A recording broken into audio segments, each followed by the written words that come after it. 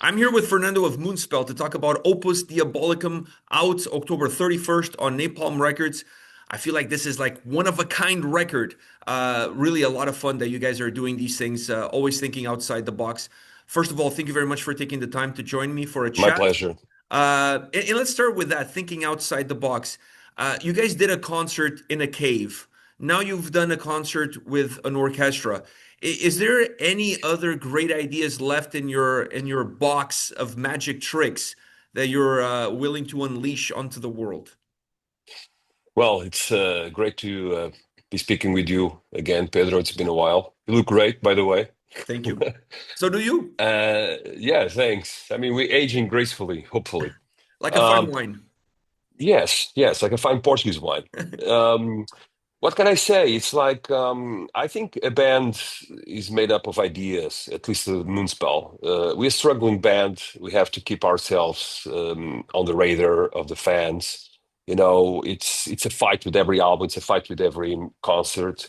So that kind of makes us think outside the box. It's a question of how can I say necessity, you know. So when we did the concert in the cave for the Hermitage album, the necessity over there, the need was to play that album live because it was pandemic times and we didn't have enough tours to promote that album. To put an album that will all have this, will always have this, this problem, so to speak. The orchestra will tell you about it soon, and I have some other ideas. Yeah, I mean, it's my job also in the band to keep this rowing the band into better ideas, into other different concepts.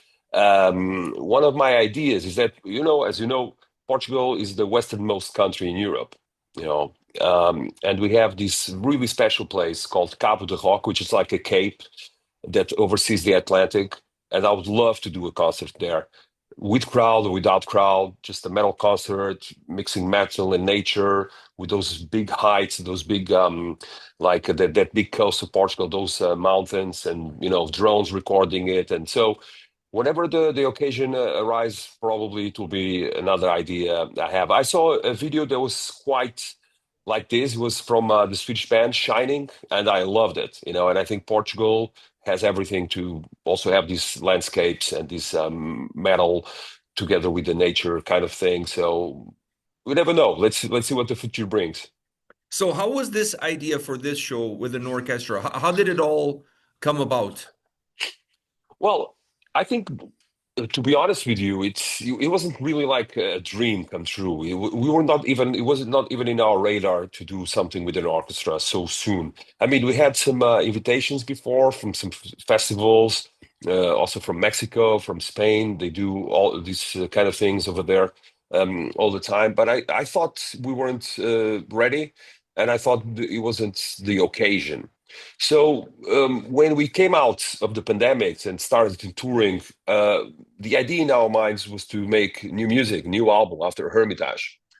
But I have to be honest, we were not inspired to make new music. We were living like an identity crisis between our legacy, the wolf art, the religious, being 30 years, us playing legacy shows like it happened in Europe and like it happened in many bands, and also the question, why more Moonspell music? Will people like it? Are we keen on doing that? So basically, this was a kind of a circumstance that allowed us, to have some pressure, but also to open our mind and our and being available to other ideas because we had to practical. We had to keep the band going. We had to keep the band also on the fans radar, etc. So we did a lot of stuff. We did a acoustic theater tour here in Portugal. It was very successful. Everything sold out.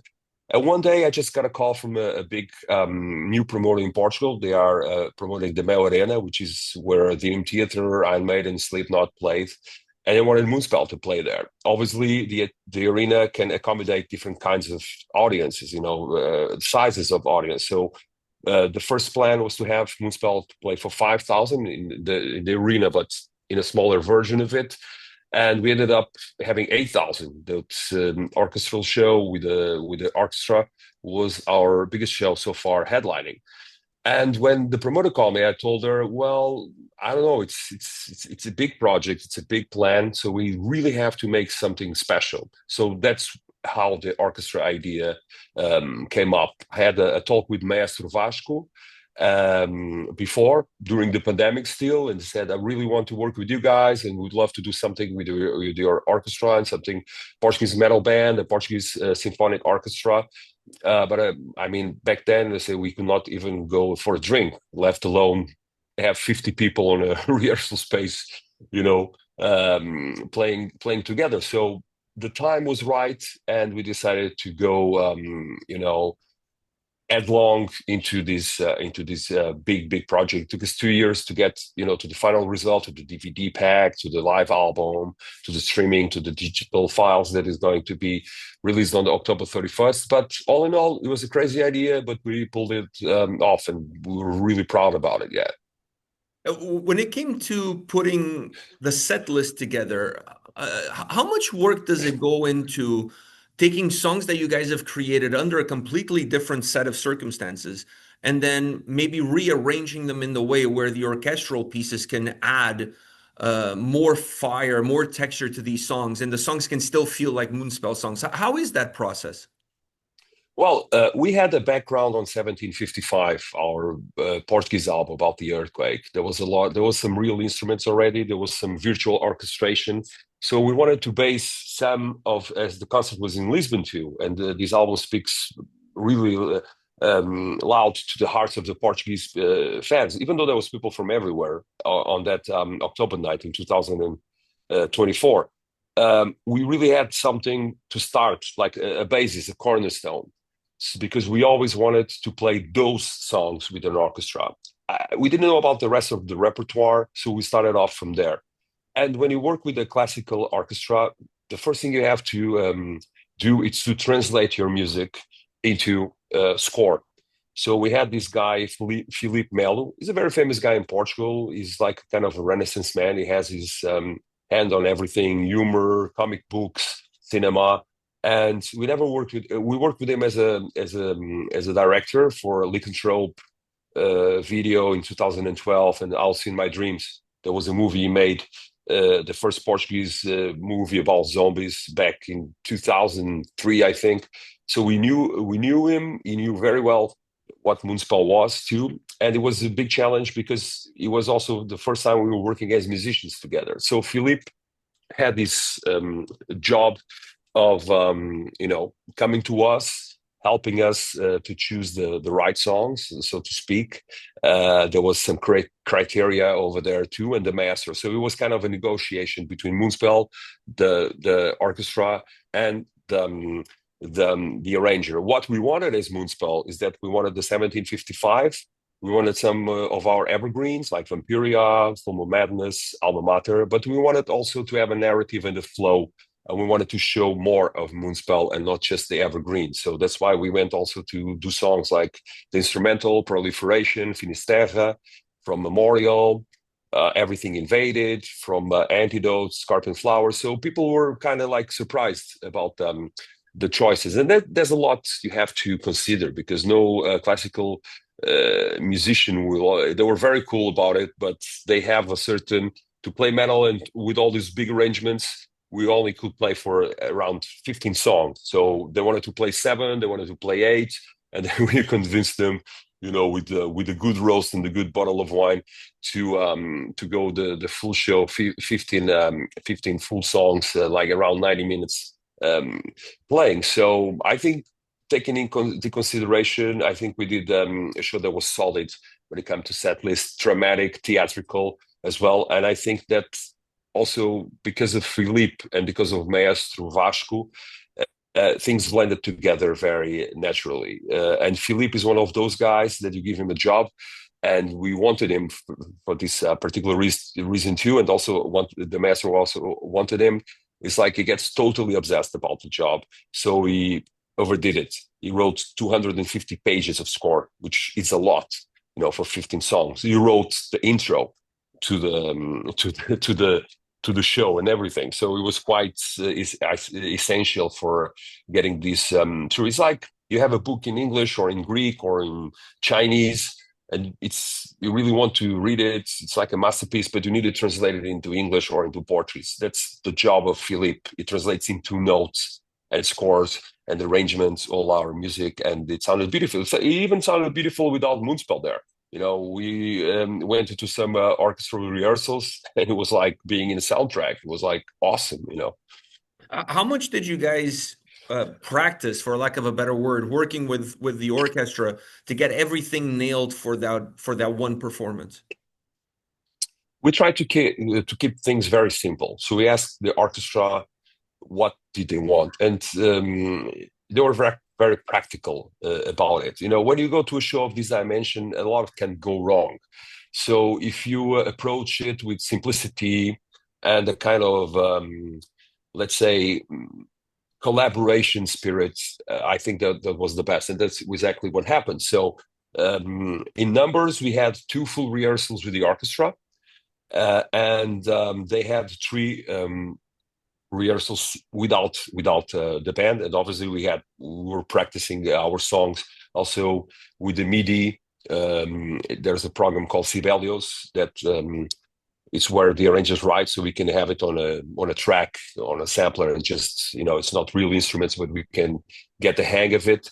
And everything was really smooth. I mean, I heard a lot of horror stories about working with an orchestra, like the temperament of classical musicians, the clash between heavy metal and the classical orchestral language, etc. But everything was so smooth. I mean, when we came off stage, we couldn't believe that first that we was done, and that there was no drama involved. Everybody was very keen and motivated to play a good show, to make a good figure for the Portuguese crowds, to make a good product also for the DVD and the live album. So it was quite a really, really cool process. I had no trouble, no difficulty, there was nobody was nervous, nobody was anxious. I mean, if there were, it didn't show. Does this experience now kind of leave a little bit of a bug in you in terms of what the future sound on a new record of Moonspell could be? Well, kind of. One of the things I would like to do, and probably will do it sooner or later, is to re-record some of 1755 with the real orchestra. I think that would be an awesome idea because it sounds so powerful and so huge, and it really belongs already to the very core of the album to have a real orchestra. We already wrote our new album. Our new album, it's a gothic metal, classical album, classical in terms of Moonspell. So that's written. Maybe we have some strings here and there, but it's not going to be recorded in an orchestra. What we really want to do now that the job is done and that we have the arrangements, it's to play a couple more shows here in Portugal, and maybe to take these projects to some places here in Europe and maybe overseas, maybe Mexico. That will probably happen because it's great sensation, to play and to. It's not only to play the show with an orchestra. Many metal bands do that. It's not something new, But it's just for me as a musician and as a Moonspell member for so long since the beginning. It's the thrill of listening to your music played by those guys and those girls, those ladies. It's mind blowing. It's just like. You reach a musical height that it's very impossible to predict when you're just sitting in a studio with a keyboard, sampler, emulator. So maybe we will, now we have the contacts, now we have also the experience. Moonspell always grabs the opportunities to learn, and it's another format we have. So we're probably going to do something with the orchestra, not on the new album, but probably in the future. Yeah. You mentioned earlier that there was some talks before you did this from Spain, Mexico. You decided to do this in Portugal. Was that something that was really important for you, that if you were going to do this the first time around, you would have to do it on home soil?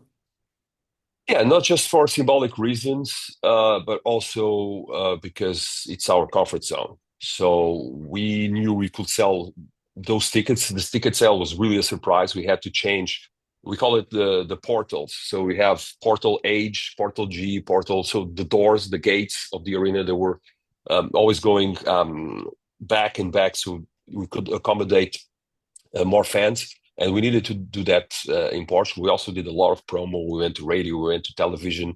It was our first arena show, so we took it, and maybe the last one. So we took it very, very, very seriously. But you know, yeah, when it comes to how can I say, to take this enterprise in your hands and to uh, do it, it's just like a question of really a work in progress. You have to take it a little day by day, and that's what we did. Like I said, I'm always repeating myself. The really cool thing, besides the musical thrill, was the focus. I saw everybody doing that. So I mean, let's see what happens. But so far, we are the next goal for this. It's to come across people that haven't been here, and also to introduce them to Lisbon. There was a streaming that actually was the only thing that went wrong because we had technical issues, but then we did a restreaming. And I get to thank to all the people that tuned in. But Lisbon is our hometown, and we like to test things over here too, for all the reasons of being our own country, our hometown, our home gig, but also because here we had a little bit more of a safety net than if we went straight to Mexico or straight to Spain or to Czech Republic or Bulgaria. Those were the places we are negotiating, or Germany at the time. We had the language question too. So I think it was a smart choice and a good choice to do this in Lisbon. I started this conversation by saying that you're always thinking outside the box, and obviously that comes with the creative side within you. But when you do a project like this, do you, outside of the growth of the band and outside of what you're providing the fans with new material, what do you take on a personal level from this kind of experience? Is there certain things that you take with you now, regardless of what you're working on in the future, that this really will help you? A lot. I get very involved in the band. First, I have a big responsibility. As you know, Moonspell is self-managed, so all our the ideas and all the, how can I say, the building up and also getting the ideas done relies a lot upon our shoulders. So there's this um, need to survive as a band, this hunger to survive, this struggle that really motivates me. I have other four guys in the band. I want them to be comfortable. I want them to be good. I want them to have money. I want them to have a good life. So obviously, creativity, it's another thing. It's what we do, and it's the sweet deal of music. But I always start by the facts. We always have to get involved because it's our thing, it's our band, it's our life. So we do that. And as I involve myself so much in the process, I learned a lot. We all learned a lot. I mean, Pedro and Ricardo were doing more the musical part, so they learned a lot about arrangements. They learned a lot about songwriting.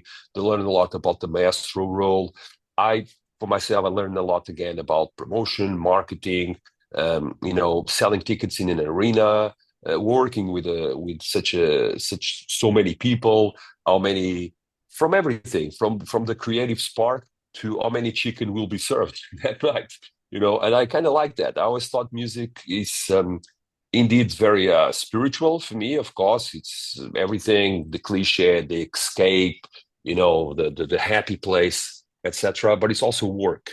And I have a very curious mind for the professional aspect too. And what I take from there, it's another achievement for Moonspell. It's not that we have like a badge of honor or a wall of fame.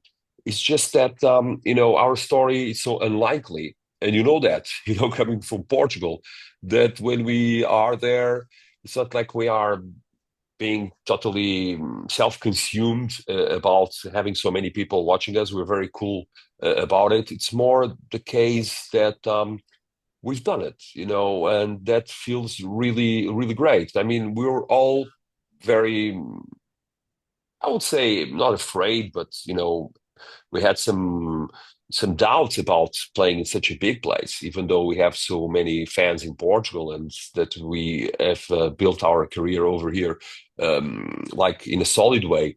But then when we started to get that spirit, we have nothing to lose, everything to learn. Things went really cool. I mean, for me, as I mean, in an older band, I'm 51 now. I've been in the band for 33 years. So there's a lot of, and I have the record label too, Alma Mater Records. So there's a lot of people that come to me and ask for advice. It's very hard to give advice because each case it's a case, and you cannot compare a concert with an orchestra to a concert in a club. It's two different worlds, but you can love them both, as we do.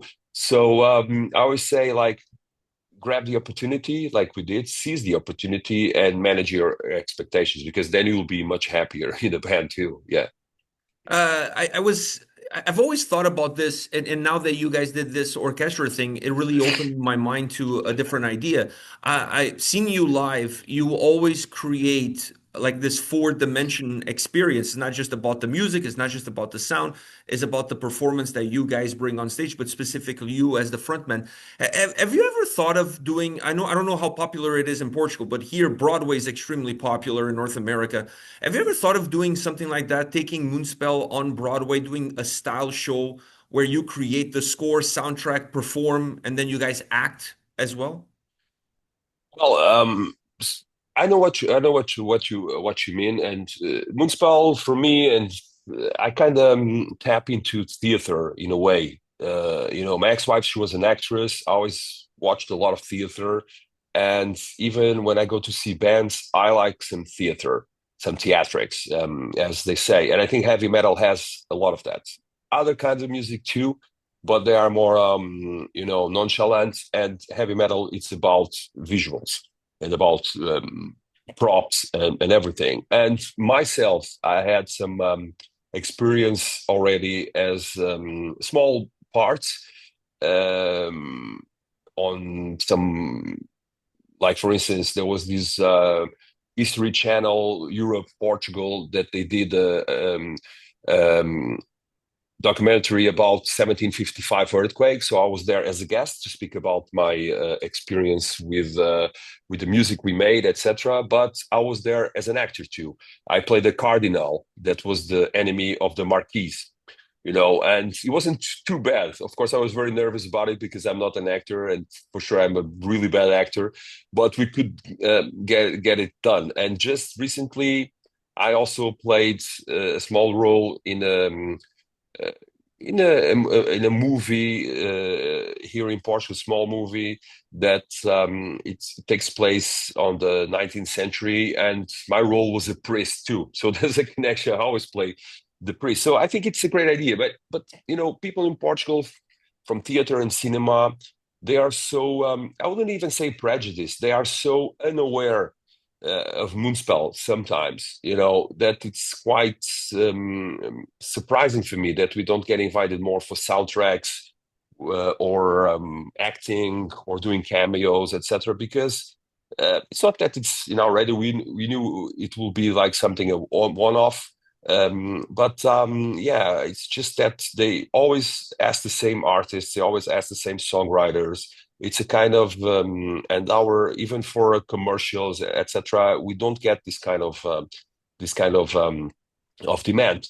One of the things I would like to do will be to with Moonspell acting or playing, because I don't know about the other guys. The other guys will probably dread the idea of acting because I dread the idea of acting too, because you feel very naked and you just like, and you were like, just mixing with real actors. And on this last movie, I was like, they put this expression, I was like laughing because I say, yeah, man, you was just laughing, and now you just put an expression like you were a policeman from 19th century. You say, yeah, I'm an actor. So you also learn something from those. But I would like to do like kind of a gothic opera, something like with actors, with props, everything. I think there's the metal opera as well in some bands. I would like to do these really dark things because I've been into opera myself, not singing, but watching, and it's a very complete show. People, it's not like Broadway. Broadway is more musical. Here in Portugal, the musical scene, it's like one theater in Lisbon, and there's sometimes some companies, so it's not very big.